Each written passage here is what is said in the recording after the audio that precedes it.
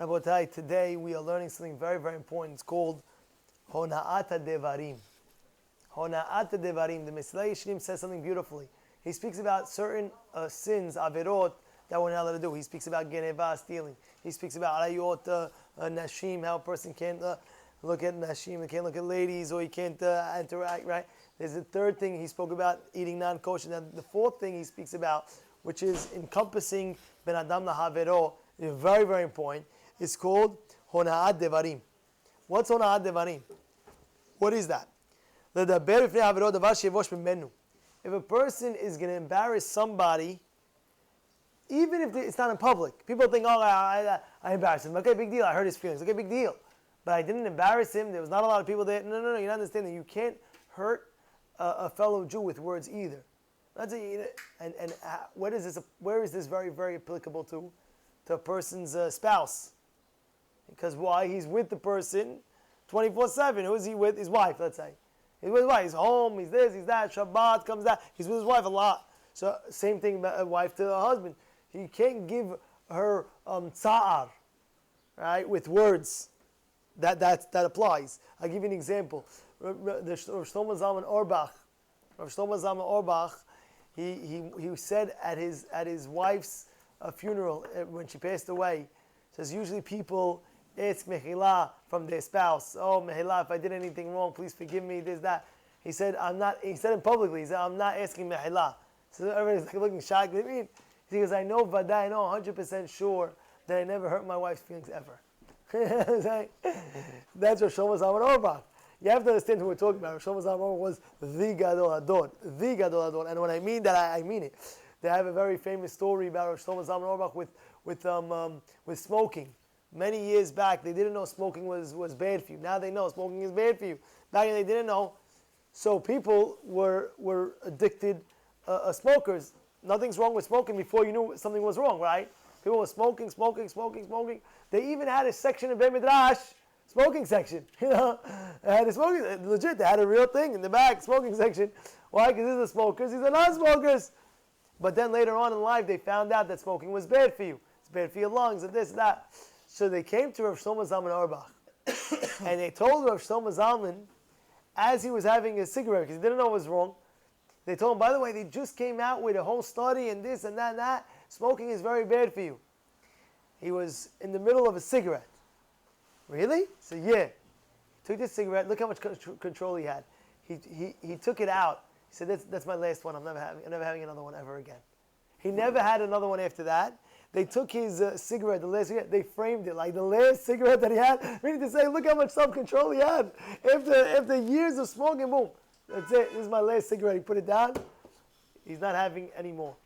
You know, there's a famous story about a lady, how she came to the rabbi. And we said this once, but it's so important to hear because it's so strong. It's such an important point. How there was a lady, she came to the rabbi, and she said, Rabbi, what should I do? He says, what's the matter? He said, my husband. He said, what's wrong with your husband? He said, my husband constantly comes home and, you know, sometimes he gives me a bash and he shambles me and this and that. It hurts me a lot. So what should I do? He said, listen, do you get very upset? Yeah, I get very upset. Do you answer back? He says, sometimes yes, sometimes no. I don't know what to do. He says, you know what? Take out your rage on a nail, meaning to say, go upstairs as soon as he comes. He tells you something that you don't like. Run upstairs to your room. Go upstairs. You have a wall by your room. Take a nail, hammer it in, take your anger out on that. Anyway, she did it. She kept on doing it. The husband goes after 3 weeks, 4 weeks. He tells his wife, he said, honey, I don't understand what's going on over here. Every time I come home, if I shamble you, if I say a bad word for you, just run upstairs. You know, usually used to go and used to shamble me back, say something back to me. Over here now, what do you do? You don't even talk to me. Go, you're right away. Tell me, talk to me. What's going on? What are you doing? She tells her husband, listen, let me tell you something. I spoke to the rabbi. He gave me great advice. Says instead of answering you back, take the anger on the nail, out on the hammer and the nail, and this already I'll relieve my stress and this down on the nail. Says, really? Let me see. He runs upstairs. He opens up his wife's closet. He sees in the back there's like a hammer and she put a wall and he goes, oh my goodness, how many is 15 nails you already put? I heard you 15 times already. Yes. Yeah. What? In 3 weeks I heard you 15? Yes. He said, okay, I'm going to make it up for you. I said, what are you going to do? Don't worry about it. Every time now, I'm going to go and make a compliment. Every time I come in, I'm going to compliment you. And every time I compliment you, you have to go upstairs and what? We're going to take one off. Me and you, we're going to come upstairs, we're going to take one nail out. So the husband comes home. So, honey, wow, you look so beautiful. Wow, I love that you look beautiful, gorgeous. All right, let's go, honey. They go upstairs, they take out the nail. The next day, wow, this soup you made, unbelievable soup, honey, unbelievable. How do you make such a soup like this? How do you make such a... Both there, take a nail. The next time, comes home, the house, honey, the house looks so clean and fresh. They go together.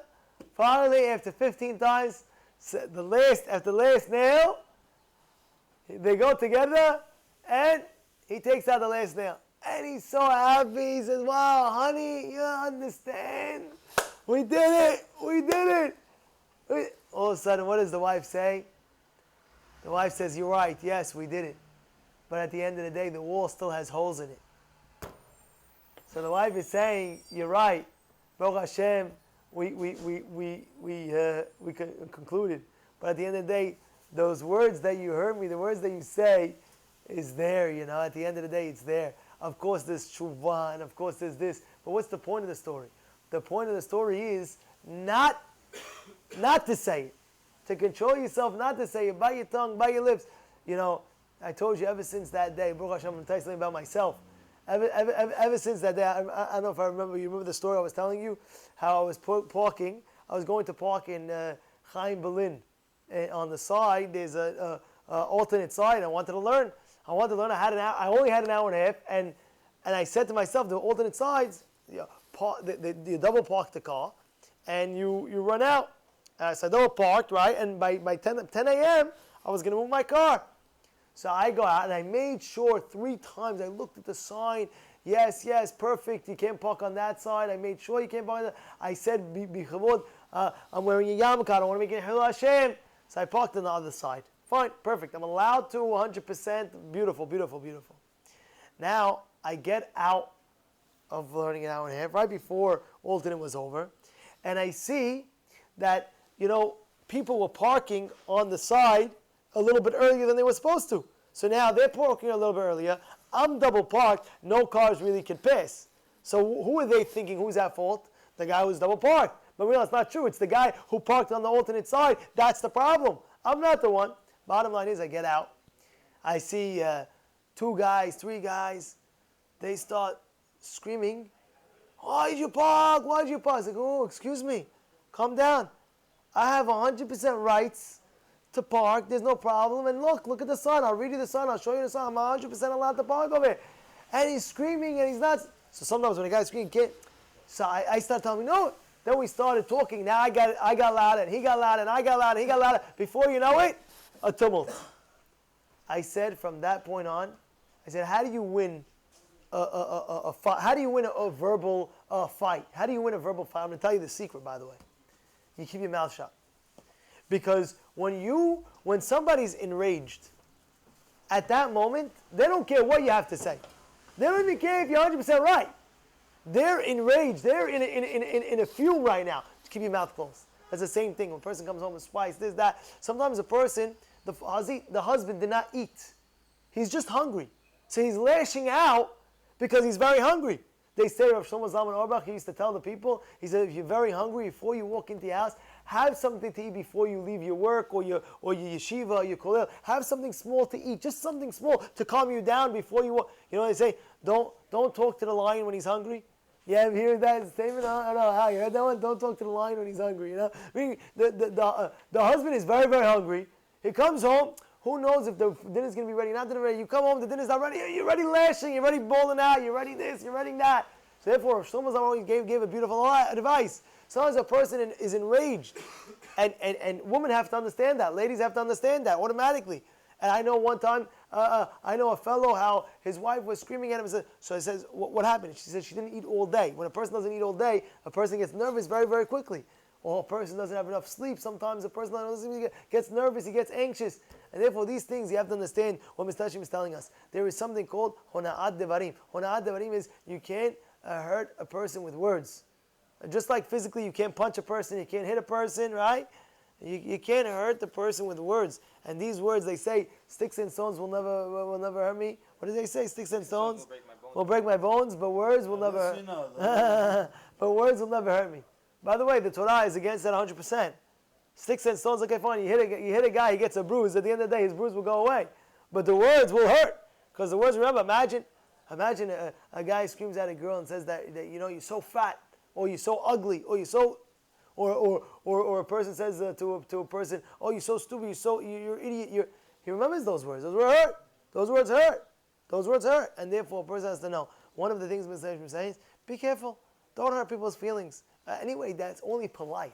It's a type of a politeful thing to do, as Alan, yeah?